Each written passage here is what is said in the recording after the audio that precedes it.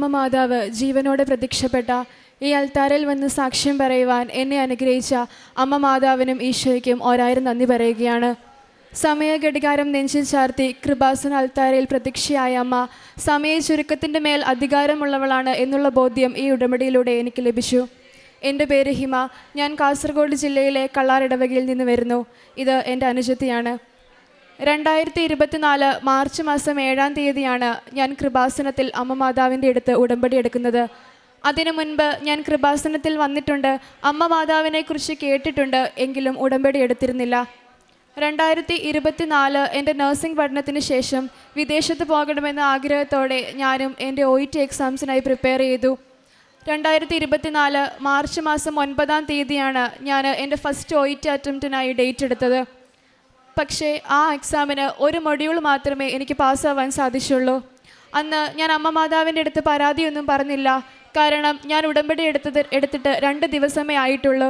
അപ്പോൾ എൻ്റെ ആ ഒരു ഉടമ്പടി ലൈഫ് അസസ് ചെയ്യാനുള്ള സമയം അമ്മയ്ക്കും ഈശോയ്ക്കും ലഭിക്കാത്തത് കൊണ്ടാണ് എന്ന് ഞാൻ വിശ്വസിച്ചു.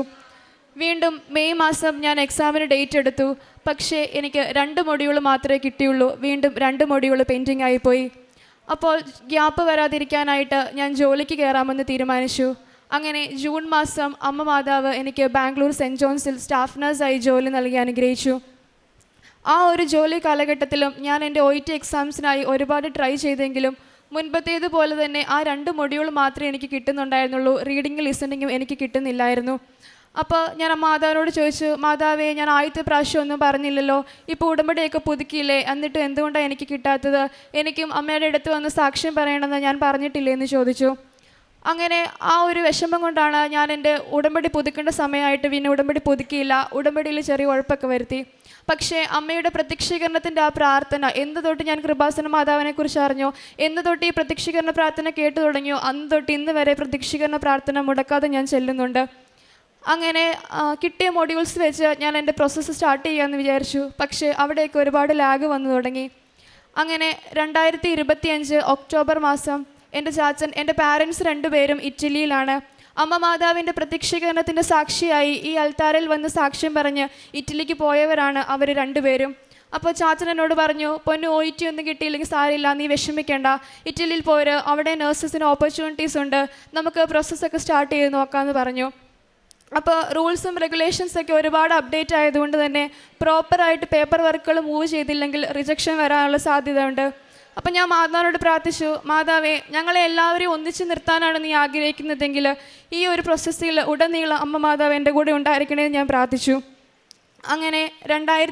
അങ്ങനെ മാതാവിൻ്റെ പ്രത്യേക ഇടപെടൽ മൂലം തന്നെ ചാച്ച നിൽക്കുന്ന വീട്ടിലെ അവരുടെ ഓൺ ഡിപ്പെൻഡൻസിയിൽ എൻ്റെ പേപ്പർ വർക്കുകൾ സ്റ്റാർട്ട് ചെയ്യാമെന്നും എൻ്റെ പേപ്പർ വർക്ക് മൂവ് ചെയ്യാൻ ഞങ്ങളെ സഹായിക്കാമെന്നും പറഞ്ഞു. അങ്ങനെ ഇറ്റലിയിലോട്ട് പോയിട്ടുള്ളവർക്കൊക്കെ അറിയാം, ക്ലിക്ക് ഡേ എന്ന് പറഞ്ഞൊരു ദിവസമാണ് നമ്മുടെ ഡോക്യുമെൻറ്റ്സൊക്കെ നമ്മൾ സബ്മിറ്റ് ചെയ്യുന്നത്. അപ്പോൾ ഞങ്ങൾ അതിനുവേണ്ടി പ്രാർത്ഥിച്ചൊരുങ്ങി. മാതാവ് 2026 ജനുവരി മാസം 11-ാം തീയതി എനിക്ക് ക്ലിക്ക് ഡേക്ക് ഡേറ്റ് നൽകി എന്നെ അനുഗ്രഹിച്ചു. ചാച്ചനും അമ്മയും കൂടെ എൻ്റെ എല്ലാ ഡോക്യുമെൻറ്റ്സും കുരിശൊക്കെ വരച്ച് വിശ്വാസ പ്രമാണം പ്രഖ്യാപിച്ചുകൊണ്ട് അവിടുന്ന് ഡോക്യുമെൻറ്റ്സുകളെല്ലാം കൃത്യം ആ ജനുവരി 11-ന് സബ്മിറ്റ് ചെയ്തു. അപ്പോൾ യൂറോപ്പിലോട്ട് പോയിട്ടുള്ളവർക്കൊക്കെ അറിയാം, ഒരു 6 to 7 months എല്ലാ പ്രോസസ്സിങ് ടൈമിന് എടുക്കുന്നത്. പക്ഷേ സമയ ചുരുക്കത്തിൻ്റെ മേൽ അമ്മയ്ക്ക് അധികാരമുണ്ടെന്ന് എന്നെ ബോധ്യപ്പെടുത്താനായിട്ട് കൃത്യം 1 മാസം 1 ദിവസം, അതായത് ജനുവരി മാസം 11-ാം തീയതിയാണ് ഞാൻ എൻ്റെ ഡോക്യുമെൻറ്റ്സ് സബ്മിറ്റ് ചെയ്തെങ്കിൽ ഫെബ്രുവരി മാസം 12-ാം തീയതി എൻ്റെ പ്രോസസ്സിങ്ങിൻ്റെ ആദ്യ സ്റ്റെപ്പായി എന്നുള്ളോസ് നൽകി അമ്മ മാതാവ് എന്നെ അനുഗ്രഹിച്ചു. അതിനുശേഷമുള്ളത് എൻ്റെ വിസ പ്രോസസ്സിംഗ് ആണ്. അവിടെ അമ്മ മാതാവ് എനിക്ക് ഒരു തടസ്സവും വരുത്തില്ല. ഫെബ്രുവരി മാസം 27-ാം തീയതിയിൽ പൂനെയിൽ എനിക്ക് വിസയ്ക്കുള്ള അപ്പോയിൻമെൻറ്റ് കിട്ടി. ഞാൻ എൻ്റെ ഡോക്യുമെൻറ്റ്സ് എല്ലാം പ്രാർത്ഥിച്ച് ഉടമ്പടി എണ്ണയൊക്കെ തൂത്ത് ഞാൻ എൻ്റെ ഡോക്യുമെൻറ്റ്സ് എല്ലാം സബ്മിറ്റ് ചെയ്തു. അവിടെ മുൻപത്തേതുപോലെ തന്നെ 1 മാസം 1 ദിവസമേ അമ്മ എടുത്തുള്ളൂ. കൃത്യം മാർച്ച് മാസം 28-ാം തീയതി എനിക്ക് എൻ്റെ വിസ നൽകി.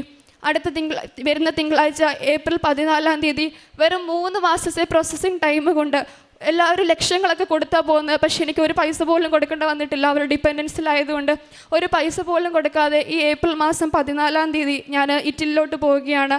അവിടെ ചെന്ന് കണ്ട് എനിക്ക് സ്റ്റാഫ് നഴ്സായിട്ട് ജോലി ചെയ്യാനായിട്ട് എനിക്കൊരു എക്സാം എഴുതണം. ആ എക്സാമിലും എൻ്റെ ഡോക്യുമെൻറ്റ്സ് ട്രാൻസ്ലേറ്റ് ചെയ്യുന്ന സമയത്തൊക്കെ അമ്മ മാതാവ് എൻ്റെ കൂടെ ഉണ്ടാകുമെന്ന് ഞാൻ ഉറച്ചു വിശ്വസിക്കുകയാണ്. എണ്ണിയാൽ തീരാത്തവണ്ണം ഒരുപാട് അനുഗ്രഹങ്ങളാണ് എനിക്കും എൻ്റെ കുടുംബത്തിനും അമ്മ മാതാവ് തന്നിട്ടുള്ളത്. ഞങ്ങളുടെ ഇവളുടെ പഠന മേഖലയിലും എൻ്റെ ജോലി മേഖലയിലും അതിലുപരി ഞങ്ങൾ ഇന്ന് ആയിരിക്കുന്ന ഈ അവസ്ഥയിലേക്ക് ഞങ്ങളെ ഉയർത്തിക്കൊണ്ട് വന്നത് അമ്മ മാതാവിൻ്റെ പ്രത്യേക അനുഗ്രഹമാണെന്ന് ഞാൻ ഉറച്ചു വിശ്വസിക്കുകയാണ്.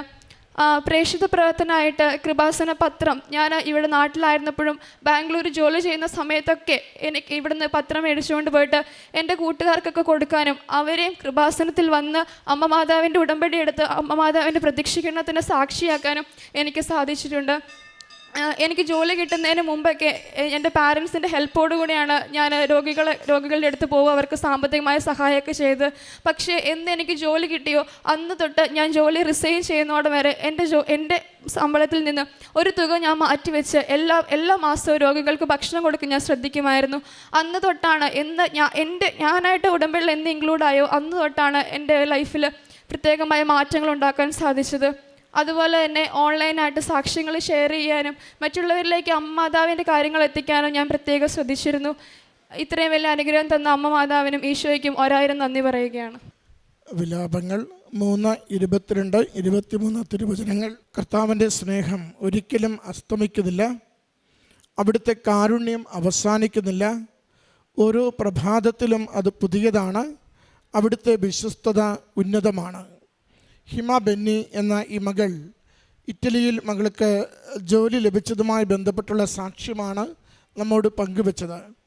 മകളുടെ സാക്ഷ്യത്തിൻ്റെ പ്രത്യേകത അവൾ പറയുന്നുണ്ട്, സ്വന്തമായി അറിഞ്ഞുകൊണ്ട് കാരുണ്യ പ്രവൃത്തികൾ സന്മനസ്സോടെ ചെയ്തു തുടങ്ങുകയും കൃപാസനം പത്രം വിശ്വാസത്തോടെ മറ്റുള്ളവർക്ക് കൈമാറി തുടങ്ങുകയും ചെയ്ത കാലഘട്ടത്തിലാണ് ഉടമ്പടിയിലുള്ള ഓരോ കാര്യവും വേഗത്തിൽ അമ്മ മാതാവ് ക്രമീകരിച്ച് നൽകിയതെന്ന്. ഉടമ്പടി വ്യക്തിപരമായ ഒരു ഉത്തരവാദിത്വത്തിൻ്റെ ജീവിത പ്രാർത്ഥനാ പദ്ധതിയാണ്. ഇതൊരു ജീവിത ശൈലി കൂടെയാണ്. അതുകൊണ്ട് ഉടമ്പടിയിൽ നാം വരുമ്പോൾ രാവിലെയും വൈകുന്നേരവും എന്തെങ്കിലും പ്രാർത്ഥന ചൊല്ലിയത് കൊണ്ട് ഉടമ്പടി പൂർത്തിയാവുന്നില്ല. മറിച്ച് ഉടമ്പടി എടുക്കുന്ന നിമിഷം മുതൽ നമ്മുടെ ആഭിമുഖ്യങ്ങളിൽ താല്പര്യങ്ങളിൽ വ്യത്യാസമുണ്ടാവണം. അത് ഈശോയ്ക്ക് പ്രഥമസ്ഥാനം കൊടുക്കുവാൻ പരിശുദ്ധമ്മയുടെ എളിമയുടെയും ഔദാര്യത്തിൻ്റെയും ദൈവാശ്രയത്വത്തിൻ്റെയും മനസ്സോടുകൂടി ജീവിക്കുവാൻ, അഗതികളെയും അശരണരെയും വലിയ സ്നേഹത്തിൽ പരിചരിക്കുവാൻ നമുക്ക് തന്നെ ഉള്ളിൽ നിന്ന് ഒരു പുതിയ ജീവിതശൈലി ക്രമീകരിച്ച് വരുമ്പോഴാണ് ഉടമ്പടി നമുക്ക് കത്തിത്തുടങ്ങുക. അതുകൊണ്ട് നമ്മുടെ ഉടമ്പടി ജീവിതത്തിൽ എവിടെയെങ്കിലും നമ്മൾ ബ്ലോക്ക് കാണുന്നുവെങ്കിൽ നമ്മുടെ വിശ്വസ്തതയ്ക്ക് എവിടെയോ കുറവുണ്ട് എന്നൊരർത്ഥമുണ്ട്. ഉടമ്പടി എന്തൊക്കെ ചെയ്തിട്ട് മുന്നോട്ട് പോകുന്നില്ല എങ്കിൽ ഒന്നുകിൽ നിയോഗത്തിന് ഒരു കൗശലത്തിൻ്റെ നിയോഗമായിരിക്കും, സത്യസന്ധത കുറവുള്ള നിയോഗമായിരിക്കും, അല്ലെങ്കിൽ ഉടമ്പടി ജീവിക്കുന്നതിൽ അതിൻ്റെ വിശ്വസ്തതയ്ക്ക് എവിടെയെങ്കിലും പോരായ്മയുണ്ടായിരിക്കും. അമ്മ മാതാവിനോട് ഉടമ്പടിയിൽ ഒരു കാര്യം വല്ലാതെ വൈകിക്കൊണ്ടിരിക്കുന്നു, എത്ര പ്രാർത്ഥിച്ചിട്ടും കിട്ടുന്നില്ല, എത്ര പുതുക്കിയിട്ടും നീണ്ടു പോകുന്നുവെങ്കിൽ നമ്മളെ തന്നെ ഒന്ന് പരിശോധിക്കണം. അത് ഒന്നെങ്കിൽ ഉരുകിത്തെളിച്ച് ഏറ്റവും ബെസ്റ്റായിട്ടുള്ളത് നൽകുവാൻ വേണ്ടി ഒരു സമയം എടുക്കുന്നതാണ്, അല്ലെങ്കിൽ നമ്മുടെ ഉടമ്പടി ജീവിതം വൃത്തിയിലും വിശ്വസ്തതയിലും മുന്നേറാത്തത് കൊണ്ട് ഉടമ്പടിയിലേക്ക് കൂടുതൽ ആഴപ്പെടുവാൻ അമ്മ മാതാവ് നമ്മളെ ക്ഷണിക്കുന്നതാണ്. മൂന്നാമതൊരു കാരണം, ഒരുപക്ഷെ നാം വെച്ചിരിക്കുന്ന നിയോഗം ആർക്കെങ്കിലും വേദനയോ നമ്മുടെ തന്നെ ജീവിതത്തിന് അപകടകരമോ നമ്മൾ മറ്റെന്തെങ്കിലും ലക്ഷ്യങ്ങൾ ഉള്ളിൽ വെച്ചുകൊണ്ട് ഒരു നിയോഗമായി ഇതിനെ കൺവേർട്ട് ചെയ്യുകയോ ചെയ്തിട്ടുണ്ടെങ്കിലും ഉടമ്പടി അത് ആ നിയോഗം അനുഗ്രഹമായി തീരുവാനായിട്ട് പ്രയാസമുണ്ടാവും. അമ്മ മാതാവ് വിശ്വസ്തതയുള്ള ദൈവിക ബന്ധത്തിലേക്ക് നമ്മളെ ഓരോരുത്തരെയും ചേർത്ത് വയ്ക്കുന്ന ജീവിതശൈലിയുടെ പേരാണ് മരിയൻ ഉടമ്പടി. അമ്മയോട് ചേർന്നാണ് ജീവിതമെങ്കിൽ, അമ്മ ആഗ്രഹിക്കുന്നത് പോലെയാണ് ചിന്തിക്കുന്നതെങ്കിൽ, അമ്മ ആഗ്രഹിക്കുന്ന പെരുമാറ്റങ്ങളാണ് പ്രാർത്ഥനയിലൂടെയും ഉടമ്പടി ജീവിതത്തിലൂടെയും നമ്മൾ പ്രദർശിപ്പിക്കുന്നതെങ്കിൽ ഉടമ്പടിയുടെ നിയോഗങ്ങൾ അത് അനുഗ്രഹമായി തീരുവാൻ വലിയ താമസമില്ല.